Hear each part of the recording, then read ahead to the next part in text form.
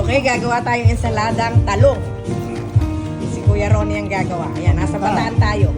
Lagyan niyang pamintayong, inihaw na talong. Tapos, sibuyas, kamatis. sibuyas at kamatis. O, lalagyan daw ito ngayon ng suka.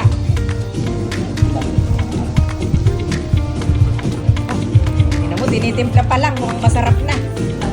O, lalagyan din daw ng asukal. O, lalagyan ng bagong isda. Yan si Kuya Ron.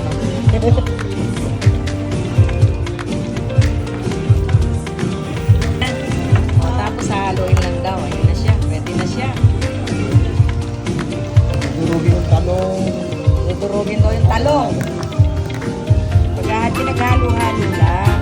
Ayan, gawa. O, ngayon, si Kuya Ron ang gumawa. Hanapin nyo kung nasaan yung dapat gumagawa nito, ha. Ito.